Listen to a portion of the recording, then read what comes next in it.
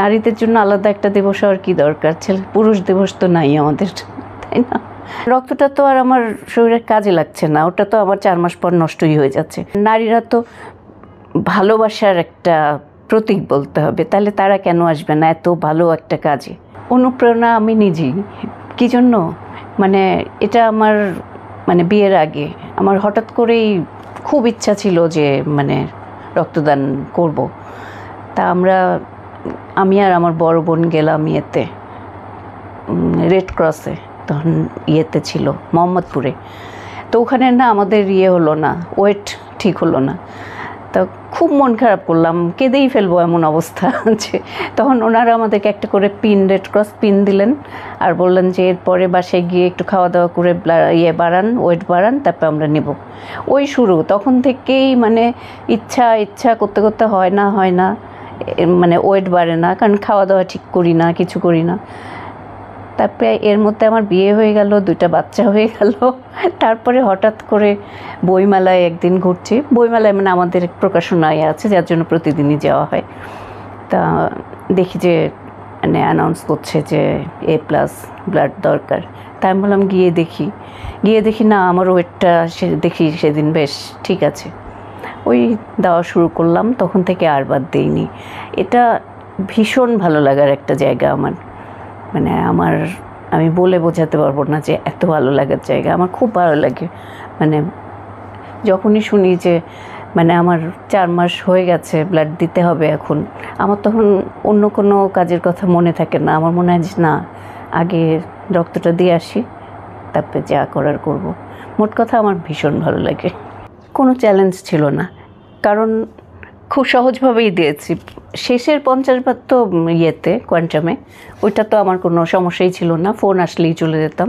আর প্রথম দিকে 20 বার যেটা, তখন আমার বাচ্চারা ছোট ছিল, তখন অনেক সময় তো ওরা তো আর ফোন করতো না কেউ, তখন আমি বিভিন্ন জায়গায় দিতাম। বইমেলায় থ্যালাসেমিয়ার কিছু এক ভদ্রলোক ছিলেন, খুব বোঝাই যেত বেচারা গরিব, তার 2টা ছেলে মেয়ে, 2জনেরই লাগতো, ব্লাড লাগতো প্রতি মাসে। ওনাদেরকে কয়েকবার দেওয়া হয়েছে। নারীদের এগিয়ে আসা, নারী না, এগিয়ে তো আসার দরকার সবারই আমাদের দেশে। যেভাবে ব্লাড তো কেউ দেয় না, কিন্তু ভয় পায় কিন্তু মানুষজন। আমার বন্ধুবান্ধবদেরকেই আমি অনেকবার বলেছি, কিন্তু সবাই বলে হ্যাঁ, কিন্তু রাজি হয় না, ভয় পায়, ওরে বাবা কী হবে না হবে। কিন্তু নারীদের বোঝা উচিত যে আসলে সমস্যা হয় না, কিন্তু কোনো সমস্যাই হয় না। আমি তো ব্লাড দিয়ে, ওরা প্রতিবার আমার সাথে ওদের একটু খোঁচাখুচি লাগে। আমি বলি যে আমি যাই, আমার হয়ে গেছে, কিন্তু ওনারা বলে না, আরও 10 মিনিট একটু শুয়ে থাকেন, একটু সমস্যা হতে পারে আপু। কিন্তু আমার সমস্যা হয়নি, এই জন্যই আমার মনে হয় সমস্যা আসলে হয় না। মেয়েদের এই জিনিসগুলো বোঝা উচিত। এই জিনিসগুলি যদি প্রচার হয় ভালো করে, খুব বেশি করে, যে মেয়েরাও দিতে পারে, মেয়েদের আসলে ইচ্ছা থাকলেই হয়, এটাই হচ্ছে সবচেয়ে বড় ব্যাপার আমার যা মনে হয়। আর ভালোবাসাটা থাকতে হবে। এমনি আমি ভাবলাম যে আমি কাউকে ব্লাড দেব, ব্লাড ডোনেট করব, সেই হিসাবে হয় না। আমার ভেতর থেকে ভালোবাসা থাকতে হবে।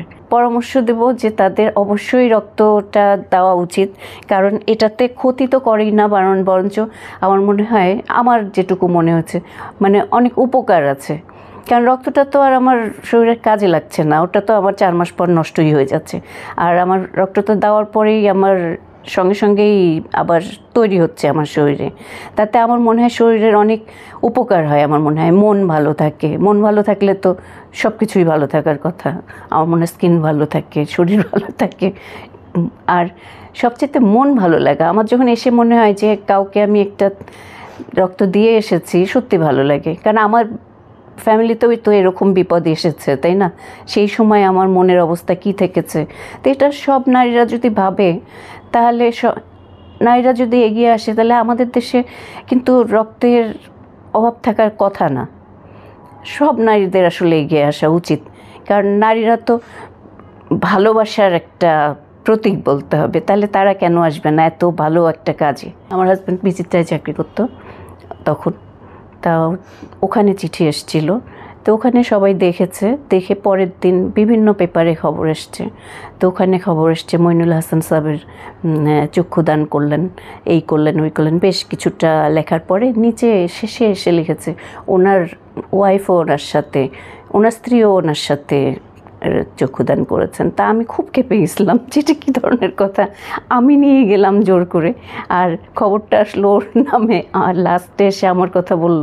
তা আমি এটা নিয়ে এখনও ওকে বলি, এটা কী ধরনের, এটা সেলিব্রিটিদের ওয়াইফ হলে বোধহয় এই ধরনের ব্যাপারই হয় যে আমি করলাম আর ওর নামটা আগে আসলো।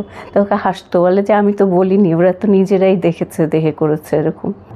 আমি প্রচুর পানি খাই। তারপরে খাবার, আমি না বাইরের খাবার, এটা আমার প্রথম থেকেই অভ্যাস। আমি ওই হাবিজাবি খাবার, যে ভাজা খাবার, এ খাবার, এগুলো আমি খাই না। এটা আমার নিজের দিক থেকেই, মানে রক্তের জন্য যে করি সেটা জানি না। তারপরে আমি প্রচুর শাকসবজি খাই, পানিটা তো প্রচুর খাই, আর নিয়মিত হাঁটার চেষ্টাটা করি।